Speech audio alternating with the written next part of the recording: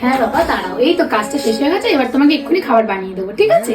কি এতক্ষণ কি করছিস? এতক্ষণ কেন খাবার বানাওনি? আরে মারছিস কেন তুই আমাকে?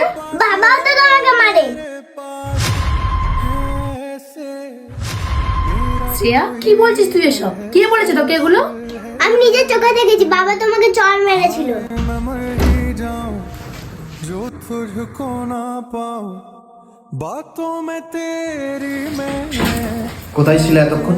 অমিত, আজকে অফিস থেকে আসতে একটু দেরি হয়ে গেল, একটা ছোট মিটিং ছিল অফিসে, সেই জন্য। তোমাকে কতবার বলেছি সন্ধ্যে 6টার মধ্যে বাড়িতে ঢুকবে? বেশি স্বাধীনতা দিচ্ছি বলে মাথায় চড়ে বসছো নাকি? আমি কখন থেকে সে বাড়িতে বসে আছি, খিদে পেয়েছে আমার। ঠিক আছে তুমি একটু বসো, আমি এক্ষুনি খাবার বানিয়ে দিচ্ছি, আমি এক্ষুনি খাবার বানিয়ে দিচ্ছি।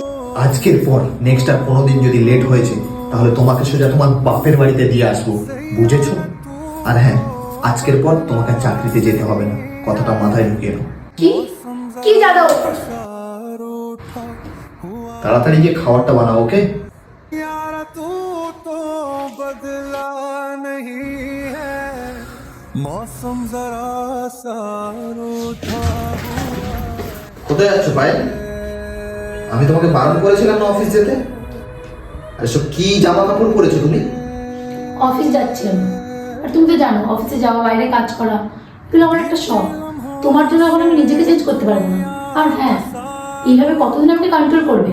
আমার এগুলো একদম পছন্দ না। আর তোমার বাড়ির চাকরানি না আমি, যে তুমি যা ইচ্ছে তাই আমাকে বলবে, আমি চুপচাপ শুনে যাবো। আসলে প্রতিদিন মার খাওয়াটা তোমার একটা অভ্যাসে দাঁড়িয়ে গেছে।